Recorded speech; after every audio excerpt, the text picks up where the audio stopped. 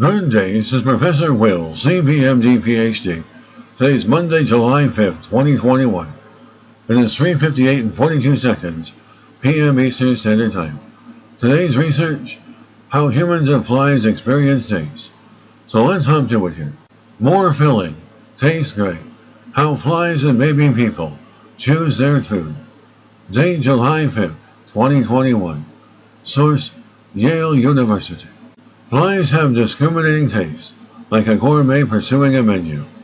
They spend much of their time seeking sweet, nutritious calories and avoiding bitter, potentially toxic food. But what happens in their brains when they make these food choices? The researchers discovered an interesting way to find out. They tricked them. In a study that could also help illuminate how people make food choices, the researchers gave hungry fruit flies the choice between sweet, nutritious food with less bitter, quinine and less sweet, but not bitter, food containing fewer calories. But using neuroimaging, they tracked neural activity in their brains as they made these tough choices. So which one? Calories or better taste? It depends how hungry they are.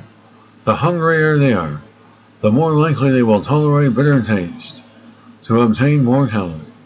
But the real answer to how flies make these decisions is a little more complex.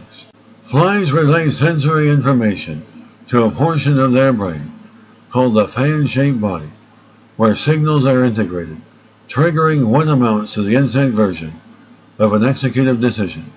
The researchers found that patterns of neuronal activity in the fan-shaped body change adaptively when novel food choices are introduced, which dictates the fly's decision over what food to eat. But researchers went a step further, and things got even stranger.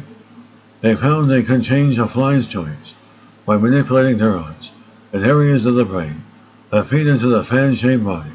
For example, when they caused a decrease in activity in the neurons involved in metabolism, they found that it made hungry flies choose a lower calorie food. It is one big feedback loop, not just top-down decision-making. And this is where there are connections to food choices of humans.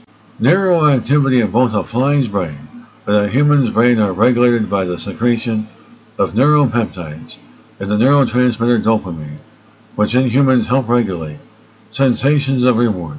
And changes in this network may alter how the brain responds to different types of food. In other words, neurochemistry may sometimes dictate food choices we think we are making consciously. The study provides a template to understand how it is that things like hunger and internal emotional states influence our behavior.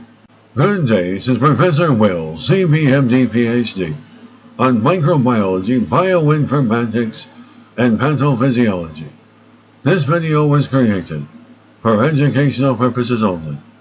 Hope you enjoyed listening. Until next time, have a great day.